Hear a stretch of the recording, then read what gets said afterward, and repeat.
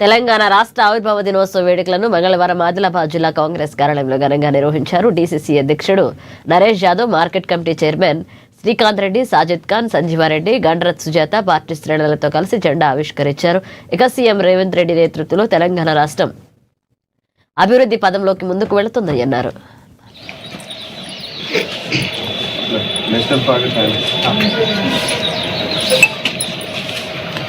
కొంచెం వెడల్పుంటే అందరికీ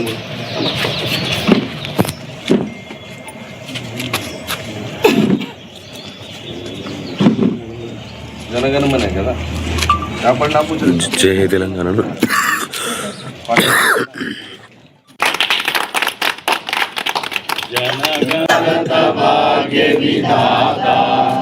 పంజాబ సింధ గుజరాట మరాఠ ద్రావిడ ఉత్తర వంగా తవ శుభ నామే జాగే తవ జన గణ మంగళదాయక జయ హే భారత భాగ్య విధాత జయ హే జయ హే. జూన్ 2వ తేదీ తెలంగాణ ఆవిర్భావించినటువంటి దినోత్సవం.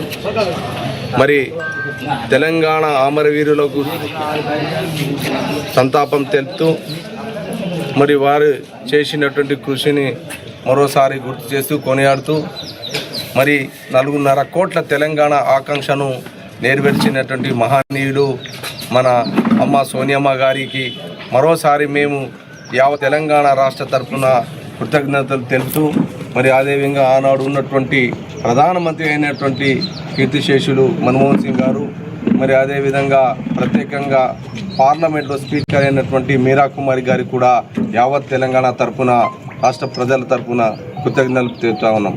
ఎందుకంటే ఆనాడు ఎంతో కృషితో ఎంతో తపనతో తెలంగాణ రాష్ట్రం ఇవ్వాలనేటువంటి పట్టుదలతో ఇచ్చినటువంటి ఘనత కేవలం కాంగ్రెస్ పార్టీకి చెందింది. కాబట్టి ఈరోజు తెలంగాణ రాష్ట్రంలో కాంగ్రెస్ పార్టీని యావత్ ప్రజానికం పట్టం కట్టారు. మరి దాంట్లో భాగంగానే ప్రజలకైతే ఏదైతే మాట ఇచ్చనో మాట కట్టుబడి రేవంత్ అన్న గారి నాయకత్వంలో ఈరోజు సుపరిపాలన అందిస్తూ ఉన్నాం. తప్పకుండా రాబోయే రోజుల్లో కాంగ్రెస్ పార్టీ లక్ష్యం ఒకటే, ప్రజలు ఏదైతే కోరుకుంటారో ఆ కోరుకున్నటువంటి ప్రజానిత్యానికి సేవ చేయడమే కాంగ్రెస్ పార్టీ లక్ష్యం. బాబాసాహెబ్ అంబేద్కర్ గారి కానీ, మహాత్మా గాంధీ గారి కానీ, నెహ్రూ గారు కలలు కన్నటువంటి తెలంగాణ ఈరోజు ఈ తెలంగాణ రాష్ట్రంలో స్వరాజ్యం ఇవ్వడానికే ముందుకెళ్తా ఉన్నాం. తప్పకుండా రాబోయే